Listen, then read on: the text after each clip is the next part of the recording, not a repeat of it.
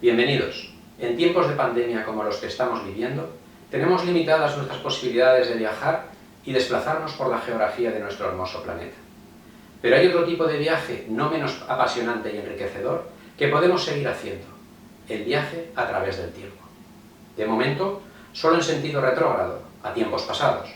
Os invito a acompañarme y subir a la máquina que nos va a llevar a recorrer los tiempos de los que nos hablan los libros de historia, a través de personajes de la vida cotidiana, personas que tienen que ver con nosotros, nuestros antepasados.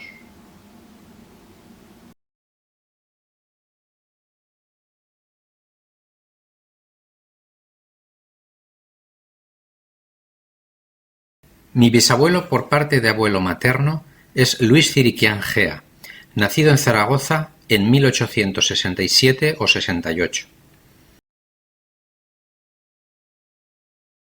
El origen del apellido Ciriquián, según el diccionario onomástico y heráldico vasco de Jaime de Quereceta, podría estar en Cirauqui, localidad navarra por la que transita el Camino de Santiago.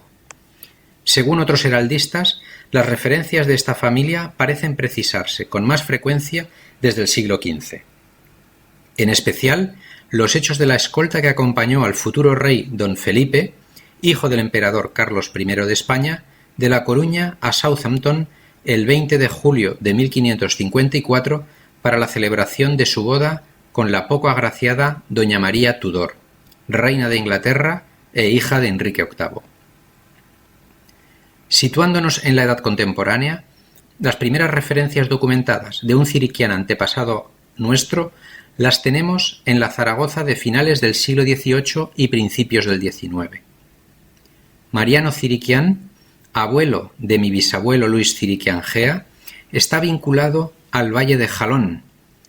Por una parte, ya en 1809 poseía tierras en Urrea de Jalón, localidad a 30 kilómetros de Zaragoza, y por otra, su segundo hijo, también llamado Mariano, nació en la vecina Bardallur. Nuestras tías abuelas habían recibido, por transmisión oral de sus padres, que un antepasado directo había quedado de niño huérfano en la Guerra de Independencia. Se había educado en los jesuitas de Zaragoza y había llegado a ser alcalde. En 1808 y 1809, Zaragoza sufrió dos cruentos sitios por parte de las tropas napoleónicas. La ciudad ofreció una resistencia heroica, con el general Palafox al frente, y prácticamente la ciudad fue destruida, siendo uno de los hitos históricos locales. Entre otros personajes, Agustina de Aragón fue inmortalizada por pintores como Goya. El balance fue de más de 50.000 víctimas, entre las que seguramente estaba la familia Ciriquián, que fue diezmada, y Mariano, siendo tan solo un niño, quedó como único superviviente. En estas circunstancias, tuvo que salir adelante gracias a las propiedades que heredó de sus padres, se educó con los jesuitas y se hizo un nombre en Zaragoza. Pero desconocemos quiénes eran sus padres.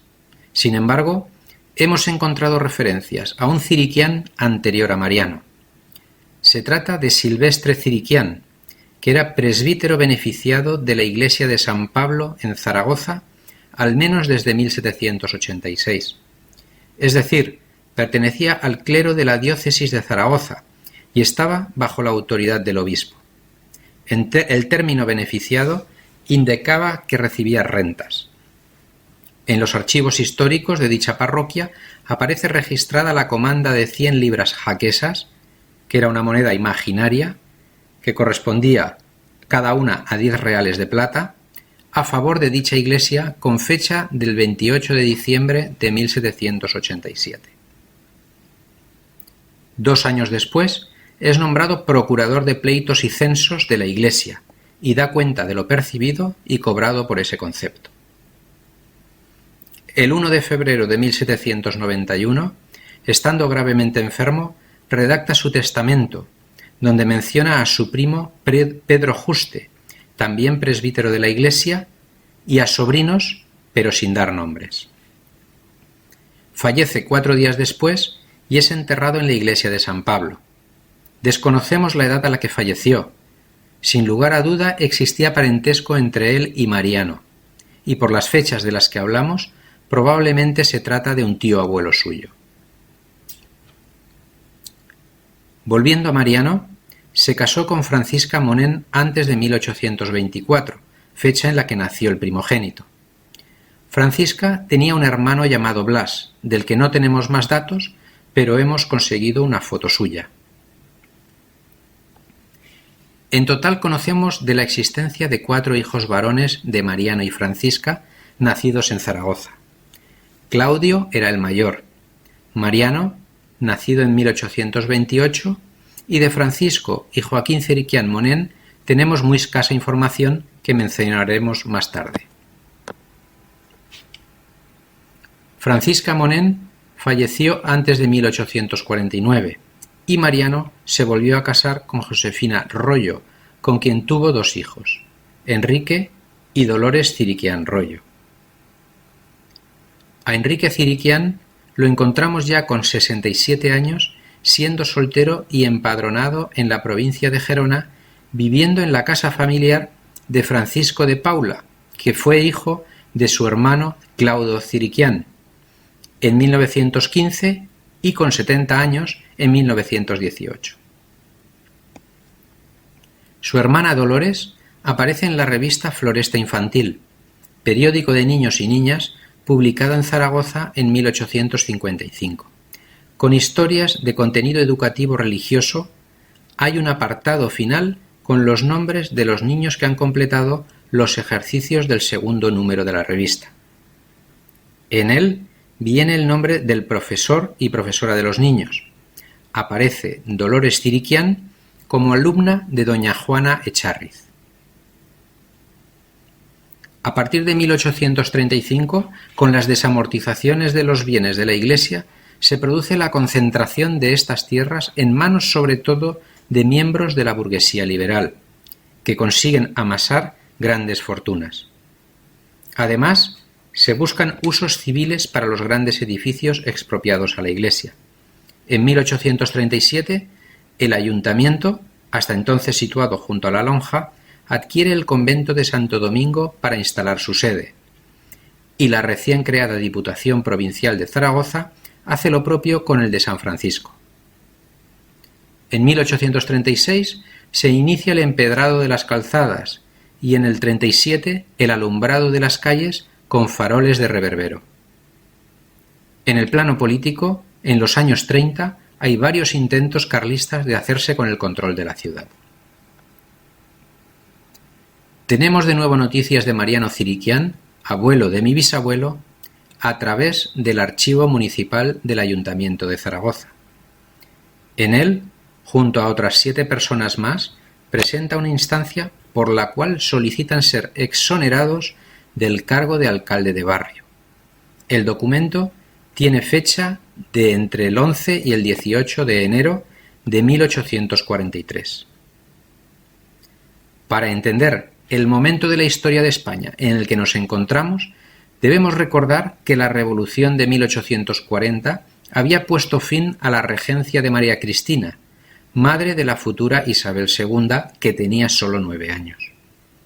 Fue desencadenada por la aprobación ese año por el gobierno moderado de tinte conservador de la Ley de Ayuntamientos, que recortaba las competencias municipales, asignaba al gobierno el nombramiento de los alcaldes, lo que según los progresistas era contrario a la Constitución. La regente había ratificado dicha ley, a pesar de las protestas, generando una grave crisis política que precipitó su caída en octubre de 1840. Asumió entonces la regencia el general Espartero, héroe de la Primera Guerra Carlista. Su regencia tampoco estuvo exenta del descontento por sus favoritismos y desvío de la causa liberal. La noticia de que el gobierno se disponía a reducir los aranceles al algodón de Gran Bretaña desembocó en una revuelta en Barcelona, donde la incipiente burguesía algodonera veía peligrar su posición ventajosa. La Junta Revolucionaria de Barcelona se hizo con el control de la ciudad. Pedía la unión de todos los liberales y la dimisión de Espartero. Este dirigió personalmente la represión de la insurrección. Por orden suya, se comunicó que Barcelona sería bombardeada desde el castillo de Montjuïc en 48 horas si no se rendían los insurrectos. Finalmente, el 3 de diciembre de 1842, comenzó el bombardeo y al día siguiente la ciudad se rendía. La represión ordenada por Espartero fue muy dura y se castigó colectivamente a la ciudad con el pago de una contribución extraordinaria para sufragar la reconstrucción de la ciudadela. Tras el bombardeo de Barcelona, Espartero perdió la mayor parte de su popularidad, disolvió las Cortes y convocó nuevas elecciones en las que ganaron sus opositores. La inestabilidad política fue la tónica, con numerosas sublevaciones, primero en Reus y Barcelona, y después en toda la franja mediterránea. En Valencia y Barcelona desembarcaron generales que venían del exilio en Francia, y finalmente derrotaron a Espartero, quien el 30 de julio de 1843 embarcó hacia el exilio en Inglaterra. Por lo tanto, la fecha de la solicitud de exoneración del cargo de alcalde de barrio de nuestro antepasado se sitúa un mes después del bombardeo de Barcelona, cuando el regente había perdido ya gran parte del apoyo popular y militar. Puesto que los cargos de alcalde eran por designación y no por sufragio, damos por hecho que Mariano pertenecía a la mediana alta burguesía zaragozana y que era afín a las posturas progresistas del gobierno hasta la deriva autoritaria de Espartero, distanciándose a partir de ese momento y motivo por el cual pudo solicitar la renuncia a la alcaldía de barrio referida. Por la época en que vivió y su relación con el ayuntamiento de Zaragoza, este parece ser, a todas luces, el antepasado del que hablaban nuestras tías abuelas, que había quedado huérfano en la guerra contra los franceses, había sido educado en los jesuitas y alcanzado la alcaldía de Zaragoza. En octubre de 1843, con 13 años, se declaró la mayoría de edad de Isabel para que pudiera reinar sin regente, y juró la Constitución. En abril de 1846, la sección de tribunales de El Español publica a 3 columnas el asunto del pleito civil entre Mariano Ciriquián y el sacerdote Simón García, por el uso de una capellanía en los terrenos en Urrea de Jalón que habían sido de Mariano desde 1809. En noviembre de 1822 vendió dichos terrenos a Manuel Baller, de quien quizás era además pariente, ya que él era Ciriquián Baller. Estamos en la llamada década moderada, con gobiernos conservadores del general Narváez. El artículo refleja a través de los comentarios del periodista las disputas entre Iglesia y sociedad civil que se produjeron a lo largo del siglo XIX, en el que diferentes leyes en los periodos liberales trataban de menguar el poder eclesiástico y al contrario en los periodos moderados. En octubre de 1861, procedente de Valencia, llegan 6 sacas de lana para los hermanos Ciriquián al puerto de Barcelona. Podría tratarse de alguna actividad comercial. En verano de 1865 aparece Francisco Ciriquián Monén apoyando a la Iglesia Católica y Pío IX desde Zaragoza en contra de la anexión del Estado Vaticano al nuevo Reino de Italia y su reconocimiento por parte de Isabel II de dicho reino. En septiembre se publica la relación de donativos a la Iglesia con motivo de la festividad de la Virgen María, en la que él dona 8 reales. Del pequeño de los hermanos Ciriquián Monén encontramos en archivos del Ministerio de Hacienda un expediente sobre la pensión de la viuda de Joaquín, Miguela Baila Alcalá, de 1869. En el testamento de su padre, de sus 6 hijos atribuidos, Joaquín no aparece mencionado, por lo que se confirma que el progenitor falleció después de la desaparición de Joaquín. Con los antecedentes de su padre, no es de extrañar que tanto Claudio como Mariano tuvieran también participación política en su tiempo. Empezando por Claudio, que figura como natural de Zaragoza, tenemos la primera referencia por su matrimonio civil celebrado en el Ayuntamiento de Bayona, en Francia, el 28 de noviembre de 1849, a los 25 años. Desconocemos los motivos por los que Claudio marchó a Bayona, pero podían haber sido de tipo político, ya que la década moderada de ideología conservadora duró de 1844 a 1854. La ley electoral de 1846 suponía un verdadero régimen oligárquico, con un sufragio muy restringido que limitó el cuerpo electoral a 97.000 varones mayores de más de 25 años, es decir, el 0,8% del total de la población.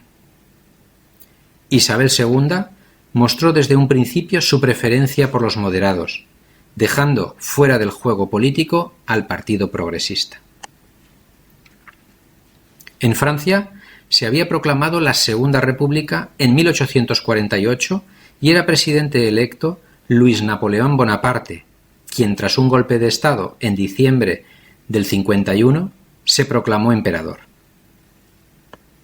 En la partida de matrimonio, que puede consultarse por internet, se hace referencia a su padre, que es trabajador de la administración. Viene descrita la fecha de nacimiento y que es el hijo mayor. Poco después, en octubre de 1850, nacerá en Bayona su primera hija, María.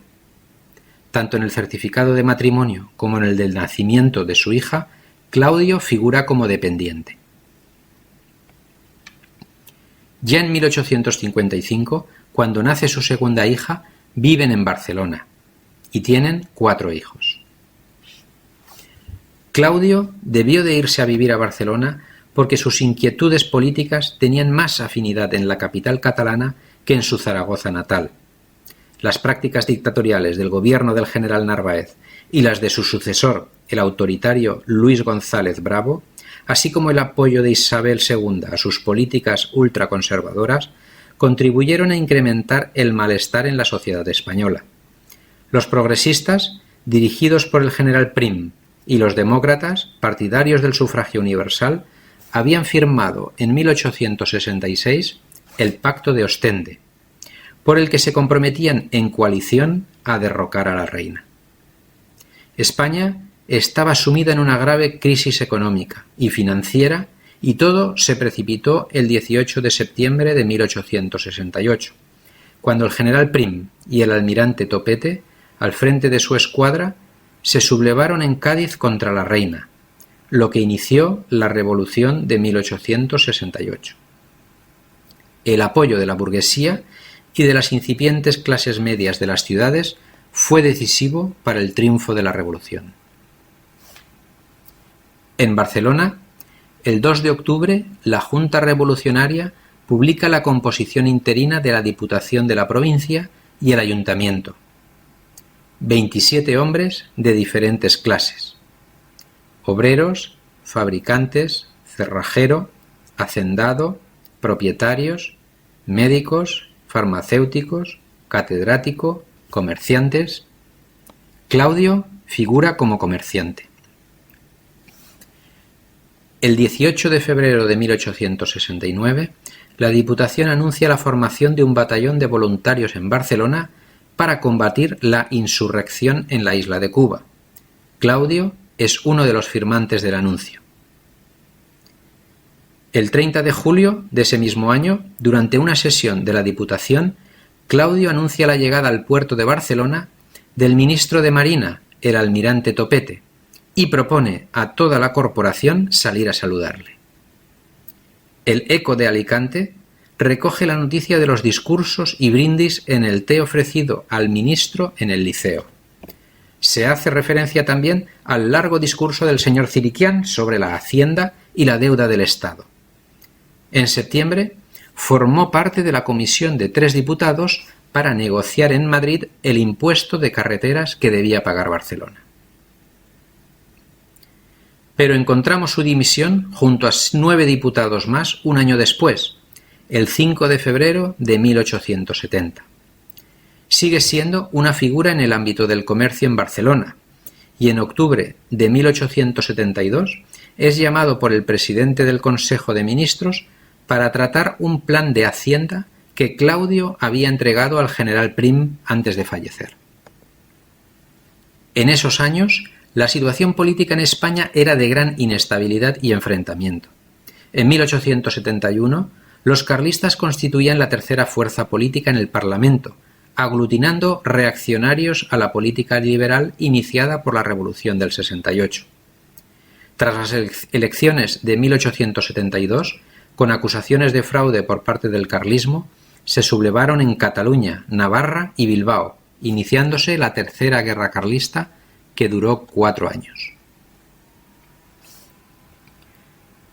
Parece que la actividad política de Claudio queda a un lado tras estos episodios, y solo volvemos a tener noticias suyas en 1878. Con motivo del matrimonio de María de las Mercedes con Alfonso XII, Claudio, director de las salinas de Himón y La Olmeda en Guadalajara, que eran proveedoras de la Casa Real, le envía de regalo un frasco de agua muera y otro de sal de espuma. Las salinas de Himón y La Olmeda formaron parte del patrimonio de la familia y tuvieron su expositor en la Exposición Universal de Barcelona de 1888, como refleja este catálogo. Posteriormente, fue director de las mismas uno de sus sobrinos, José Ciriquián Gea. Un año después, Claudio falleció en Barcelona a los 65 años. Los hijos de Claudio eran primos hermanos de mi bisabuelo Luis. La mayor, María, se casó con un procurador de Barcelona procedente de una saga de procuradores. Cuando falleció, él se casó con su cuñada, Crucelisa, que era soltera y había participado como bordadora en la Exposición Universal de Barcelona de 1888. Alberto se casó con la hija de un abogado barcelonés. Se dedicó a actividades comerciales. Presentó en la Exposición Aragonesa de 1885 y 86 herramientas y efectos de marquetería, obteniendo un premio. También se anunciaba en la prensa entre 1885 y 1887. En el 89 participó en la Exposición Universal de París y en el 94 figuran sus sucesores en los anuncios. A partir de 1900 trabaja con el mármol. Francisco de Paula, ingeniero industrial, se titula en la misma escuela en la que Luis Ciriquián Gaiztarro, mi abuelo, lo haría en 1927. Se casó con la hija de una familia francesa afincada en Barcelona, de apellido Berrier. En 1889, año en que falleció su padre, participó en la comisión del Ayuntamiento de Salamanca sobre el alumbrado eléctrico. Fue ingeniero fiel contraste de pesas y medidas, al menos desde 1890 en Salamanca. En abril de 1893 se traslada a Zaragoza como inspector técnico de Hacienda, donde todavía vivían su tío Mariano y sus primos hermanos. En el 97 va a Gerona, Valencia y de nuevo a Zaragoza en 1898, donde apenas está un año. En 1902, Francisco de Paula tiene registrada una patente por 20 años de un procedimiento para mejorar el rendimiento del combustible de los generadores de vapor domésticos. Sigue trabajando como fiel contraste en diferentes provincias españolas. En 1914 se traslada a Gerona con el mismo cargo y allí viven con su tío Enrique, soltero como vimos al principio. Ese mismo año también participa en un anteproyecto de tren a Sierra Nevada en Granada. A finales de 1918, tanto él con 56 años como su hijo Claudio con 26 fallecen en Barcelona con 2 semanas de diferencia, muy probablemente por la gripe española. Uno de los nietos de Francisco es Antonio Bobín Ciriquián, autor del libro La curación por la escritura, de 1949, siendo uno de los primeros libros de grafología publicados en España. 3 años después, parece que emigró a Brasil. Según el Instituto Nacional de Estadística, solo hay 11 personas en España con el primer apellido Ciriquián, todos en la provincia de Barcelona, y deben de ser descendientes de Francisco de Paula. Volvemos a los hermanos Ciriquián Monén, y ahora nos ocupamos de Mariano, 4 años menor que Claudio y nacido en Bardayur, en el valle del río Jalón, como dijimos al principio. Fue, por tanto, bautizado en la iglesia de Nuestra Señora de los Ángeles del siglo XVIII, de estilo barroco. El pueblo perteneció al condado de Plasencia de Jalón, muy ligado a la familia de los Lanuza. En 1495 tenía 35 fuegos y fue aumentando a lo largo del siglo XVI con familias moriscas hasta su expulsión en 1610. El caserío se organiza en torno a una larga calle paralela a la montaña, calle que sin duda fue el antiguo camino. Mariano se casó con Carmen Gea Villar, a la que suponemos natural de Zaragoza, pero de la que no tenemos mucha información. En 1871, Mariano figura como diputado provincial monárquico liberal por la circunscripción de Tarazona. Elecciones celebradas al mes del inicio del reinado de Amadeo de Saboya, que constituyó un intento de monarquía liberal que modernizara el país tras expulsar a Isabel II. Así pues, mientras Claudio había participado en la Revolución de 1868 en Barcelona, poco después su hermano también tiene una vida política activa en la provincia de Zaragoza. Del breve reinado de Amadeo de Saboya recogemos esta nota de prensa de noviembre de 1872 denunciando el acoso político desde el Congreso de los Diputados a distinguidos políticos liberales, siendo el primero de estos Sagasta. Mariano, junto a otros 12 diputados provinciales de Zaragoza, les muestran su apoyo. En 1873, tras la abdicación de Amadeo, se produjeron movimientos cantonalistas en la ciudad, y en 1874 estalla un nuevo motín republicano como había sucedido en octubre del 69. En 1884, reinando ya Alfonso XII, Mariano es elegido para el Comité Constitucional de Zaragoza. Justo un mes después se celebraron elecciones generales con sufragio restringido de 808.000 votantes, el 4,6% de la población española. Ganó Cánovas del Castillo, de ideología conservadora. 3 años más tarde es nombrado vocal de la Junta del Canal Imperial, que había sido construido en el siglo XVII para el riego y navegación entre Tudela y Fuentes de Ebro. Además, ese año aparece su nombre en el programa de las Fiestas del Pilar como el presidente, se supone que de la Comisión de Fiestas. La Diputación Provincial de Zaragoza y el Ayuntamiento promovieron durante la Restauración la erección de un monumento conmemorativo al Justicia de Aragón. En abril de 1888 se impulsa el proyecto figurando Mariano como presidente de la corporación, aunque la escultura no se hizo hasta 1892. En octubre de 1889 es teniente alcalde y poco después es el candidato mejor situado para ocupar la alcaldía según la prensa. En la foto a la derecha, el edificio del ayuntamiento. Bajo el reinado de Alfonso XIII, a finales de diciembre de 1889, siendo primer teniente de alcalde y a pesar de aparentes reticencias, a los 62 años es nombrado alcalde de Zaragoza por designación real en el Consejo de Ministros. Hay que tener en cuenta que el rey solo tenía 3 años. En la Guía Oficial de España de 1890, en el apartado de Gobernación aparece como alcalde.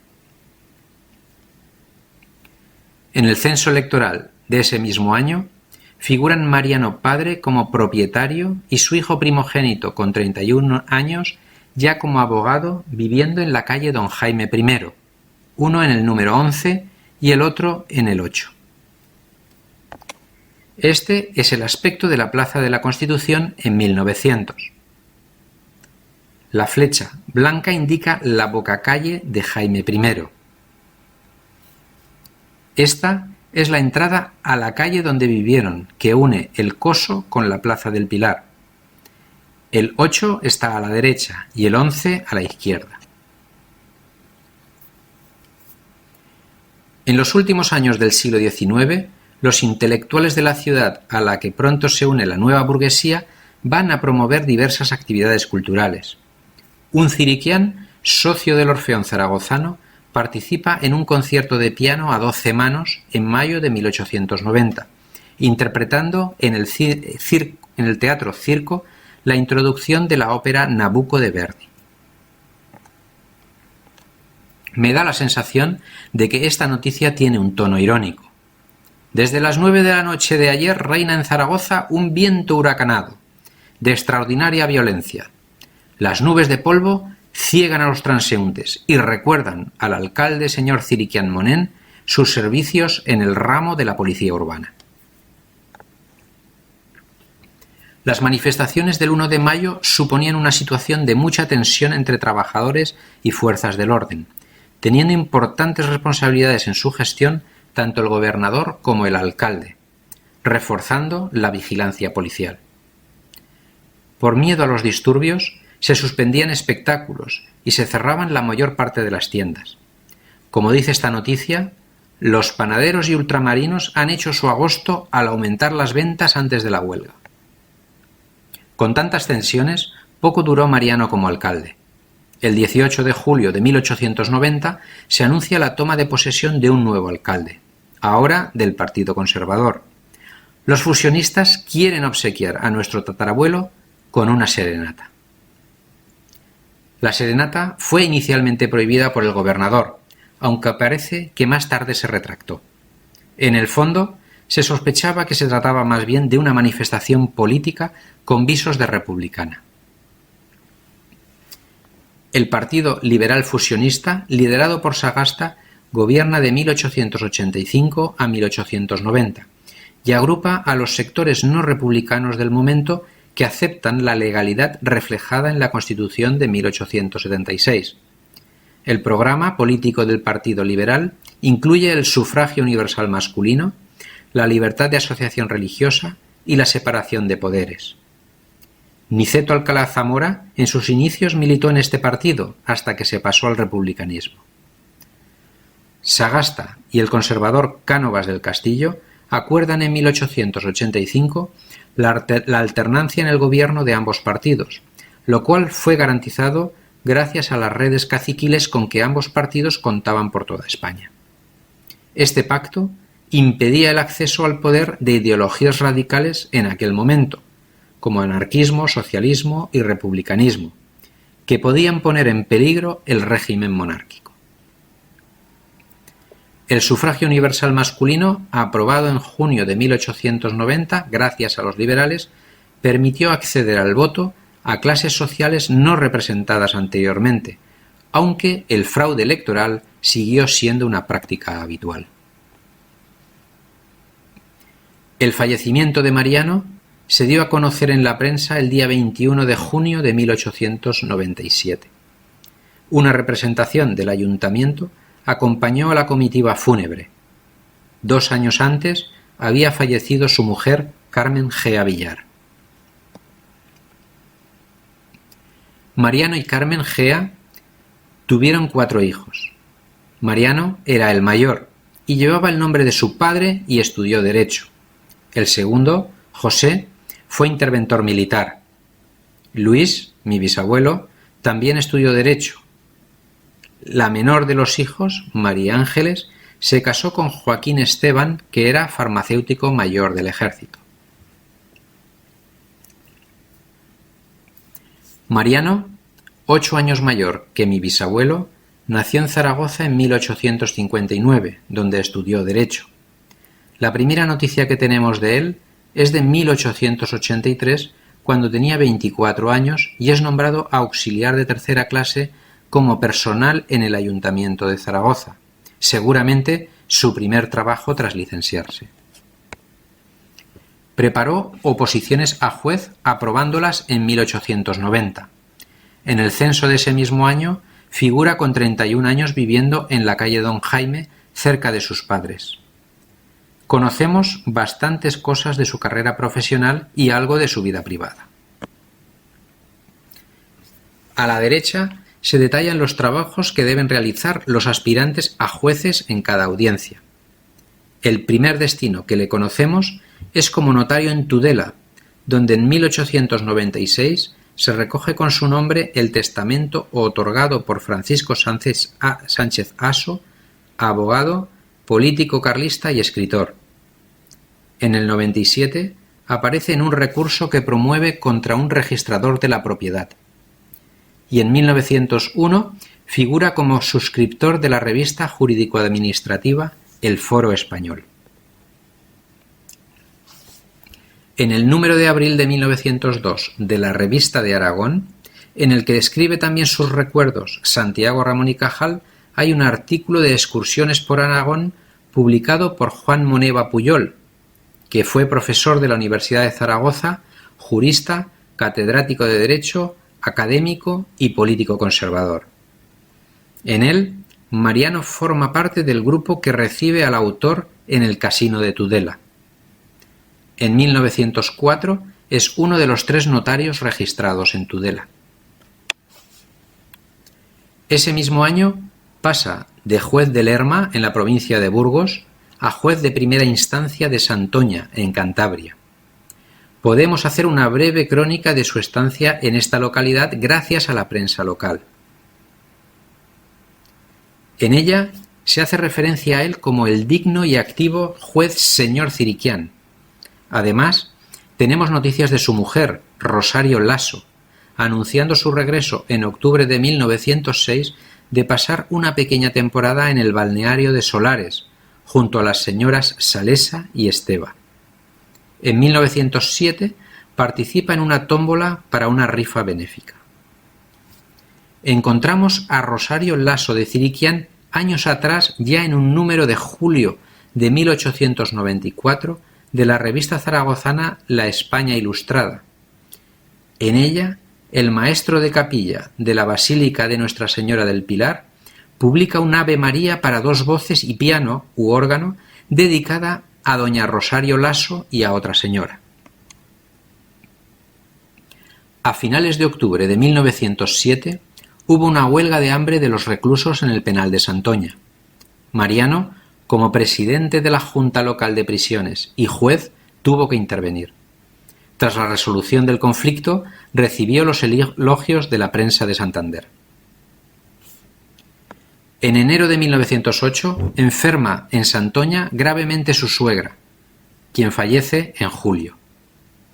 En febrero de ese mismo año participa en un banquete con el comisario regio de la colonia penitenciaria de Santoña, en la que además está presente José Esteban, capitán de ingenieros, militar y director de las obras de la colonia. Se trata del hermano del marido de su hermana, María Ángeles Ciriquián, que fue profesor en la Academia de Ingenieros de Guadalajara.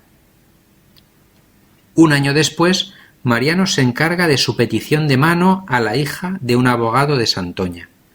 En agosto de 1908, el rey Alfonso XIII visita Santoña y Mariano participa en la recepción, como recoge el diario El Cantábrico. Era invitado a los diferentes eventos sociales que se producían en Santoña, como la fiesta en honor al poeta José Montero en el Casino Teatro a finales de junio de 1911. El mes siguiente, con 52 años, se anuncia su ascenso y marcha a Arcos de la Frontera junto a su mujer. Se le ofrece un banquete en homenaje a su labor, siendo halagado su trabajo. Mariano dio las gracias en un tono visiblemente emocionado. Sin embargo, no llega a tomar posesión en Arcos, ya que pocos días después se anuncia su traslado al juzgado de Jaca. El matrimonio salió de Santoña en la Zarceta, pequeño vapor que comunicaba la localidad con Treto, para luego ir en tren a Bilbao y seguir su ruta a Huesca y Jaca. De los 3 años que estuvo en Jaca, tenemos alguna noticia. Las campañas militares desde 1909 en el norte de Marruecos suponían un quebradero de cabeza a los diferentes gobiernos, y siendo primer ministro José Cánovas, en Jaca se organiza la Junta de Damas para recaudar recursos destinados a los heridos de guerra. Rosario forma parte en enero de 1912 de la comisión de damas que solicitaban la colaboración de los comercios de la ciudad. El siguiente destino de Mariano fue como fiscal de la Audiencia de Burgos, donde estuvo apenas un año. En diciembre de 1914 es nombrado juez de Pamplona. En la foto vemos la audiencia provincial, y en 1919 magistrado de Ciudad Real. De su estancia en esta ciudad manchega se recoge su asistencia en la prisión provincial al acto de celebración del centenario del nacimiento de Concepción Arenal, experta en Derecho, escritora del realismo español y pionera del feminismo. Mariano sigue recorriendo la geografía española y desconocemos si su mujer seguía viviendo. En enero de 1923 pasa de magistrado de la Audiencia de Málaga a presidente de la Audiencia Provincial de Teruel. En mayo se hace cargo del gobierno civil por ausencia del gobernador que se desplazaba a Madrid. El 13 de septiembre de 1923, Miguel Primo de Rivera da un golpe de Estado en Barcelona. De una monarquía parlamentaria desprestigiada por el caciquismo, sospechas de fraude electoral y corrupción, se pasa a una dictadura con el beneplácito de Alfonso XIII. En este contexto político, de intento de regeneracionismo de la vida política, se investigó a alcaldes y políticos municipales para erradicar las prácticas corruptas. Más de 800 corporaciones locales fueron investigadas en toda España. El 18 de abril de 1924, El Sol publica la designación de Mariano como magistrado en Granada para la depuración de la justicia municipal. Tenía ya 64 años. En ese mismo número se anuncia el discurso de Primo de Rivera por radiotelefonía. «Primera vez que me veo ante el aparato de maravillosa invención», dijo al comienzo de su discurso. En febrero se había creado la Asociación Nacional de Radiodifusión de Barcelona, y la primera emisora de radio que emitía con cierta constancia comenzó en el último semestre de 1924. En Gran Bretaña fue en 1923 cuando se le propuso por primera vez a Jorge V realizar una alocución por radio a sus súbditos, que él declinó. Dentro del apartado de espectáculos se anunciaba la proyección de una película de Charlotte en el Cinema Goya de Madrid. En marzo de 1930, tras 6 años, deja Granada y marcha a Burgos. Finalmente, Mariano fue jubilado en 1931, ya proclamada la República, como presidente de la Audiencia Territorial de Burgos a los 71 años. También podemos seguir los pasos del segundo de los hijos. José es 5 años mayor que Luis. Nació en 1861 e ingresó en el cuerpo de la Administración del Ejército en 1878, recién cumplidos los 17 años. En 1892 es oficial primero de la Brigada de Obreros. Un año después, en el periódico El Correo Militar, aparece destinado como oficial segundo a las Islas Canarias. Sabemos que fue interventor militar. En enero de 1895 pasa a la ordenación de pagos de guerra. A finales de 1908 solicita pasar a reemplazo y en noviembre de 1910, con 49 años, se le destina como interventor del Parque de Artillería de Burgos. 3 años después le encontramos en Guadalajara y en octubre del 16 se le destina como comisario de primera clase de la sección de cuerpos disueltos del Ejército en Aranjuez, retirándose en enero de 1917. Le perdemos la pista hasta que en 1933 aparece en una nota de sociedad como firmante del acta de un matrimonio en Madrid. Finalmente, su esquela la encontramos en el diario ABC con fecha de fallecimiento del 7 de marzo de 1936 a los 74 años, siendo presidente del condominio Salinas, Enimón y La Olmeda de Guadalajara. La esquela la pone el Consejo de Administración de la empresa, y en ningún momento hemos encontrado referencias a una esposa. María Ángeles, única hija y la menor de la familia Ciriquián-Gea, nació el año de la proclamación de la Primera República Española, tras la renuncia al trono de Amadeo de Saboya. Se casó con Joaquín Esteban, que era licenciado en Ciencias Físico-Químicas y Farmacia, y desempeñó el puesto de farmacéutico mayor militar, falleciendo en Burgos de forma inesperada a los 42 años. Dejando 6 hijos, de los cuales destaca, sin duda, José Esteban Ciriquián, de quien podemos consultar su biografía en la Gran Enciclopedia Aragonesa. Debió ser un portento, porque ingresó en 1912, con 13 años, en la Academia de Ingenieros del Ejército en Guadalajara, como el alumno más joven que jamás había ingresado allí. Su tío José, al que hemos mencionado cuando estuvo destinado en Santoña, era comandante y profesor de dicha academia.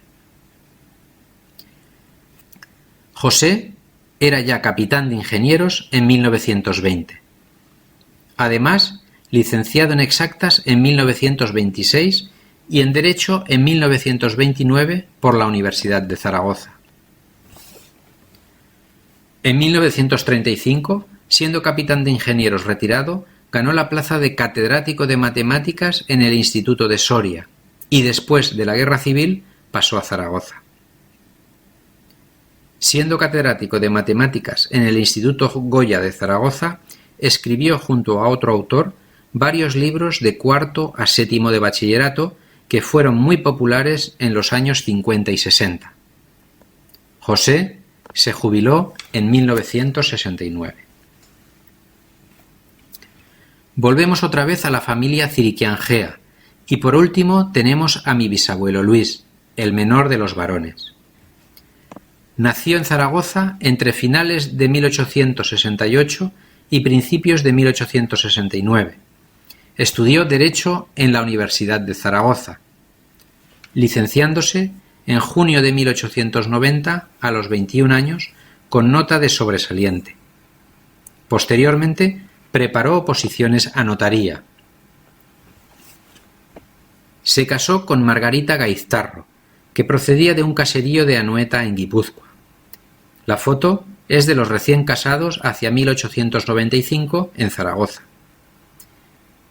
Y en vídeo una animación virtual a partir de dicha foto. De nuevo, rastreando en Internet, podemos precisar algunos aspectos de la vida de Luis. Su primer destino conocido fue Almudévar, a 18 kilómetros de Huesca, y núcleo con mayor población de su partido judicial tras la capital. En aquel entonces tenía 2.914 habitantes. En el anuario de 1897 ya aparece como notario. El pueblo tenía además juez municipal, fiscal, cirujano, farmacéutico y 2 médicos. Fue donde nació mi abuelo Luis. En 1904 sigue apareciendo como notario en Almudévar. Sin embargo, ya en 1905 pretende conseguir un traslado al País Vasco optando a las localidades de Lequeitio y Portugalete, aunque sin fortuna en ese momento, dada la escasa antigüedad con la que contaba. Poco después aparece en las listas de aspirante a notario en Getafe, Cascante cerca de Tudela y en Balmaseda. Encontramos una referencia a él en un libro que recoge los artículos de memorias urbanas publicados entre 1905 y 1907 en el Heraldo de Aragón. Se menciona que el Heraldo había recibido el 23 de julio de 1906 una carta de un notario de Almudévar que proponía la publicación en libro de dichos artículos. Llegaron numerosas peticiones en apoyo de la propuesta, pero el Heraldo nunca publicó la recopilación de estos artículos hasta que se editó este libro en 2019. Por fin consigue trasladarse y desde abril de 1913 es notario en Durango, Vizcaya. Tenemos un documento de 1917 de su aportación al Partido Reformista Notarial, contribuyendo con la suscripción al Boletín Azul por 5 pesetas. Posiblemente tuviera relación con el Partido Reformista fundado por Melquiades Álvarez en 1912, de corte republicana pero no antimonárquico, laicista y anticaciquil.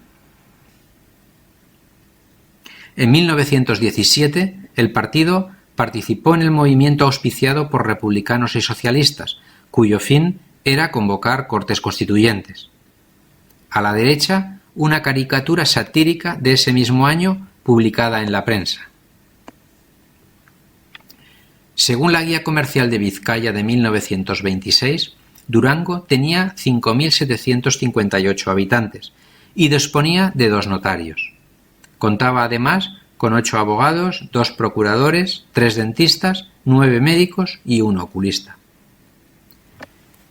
El 8 de marzo de 1927 se publica su nombramiento como notario de Tolosa, donde ejercería hasta su fallecimiento 10 años después.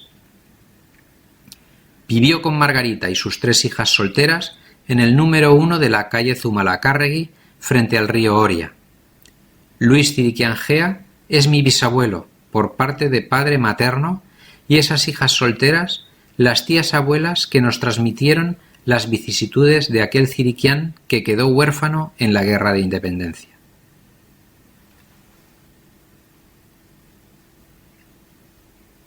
Si tienes más información, tanto documentos como fotos, de los antepasados mencionados en este vídeo, puedes ponerte en contacto conmigo en la dirección que ves a continuación.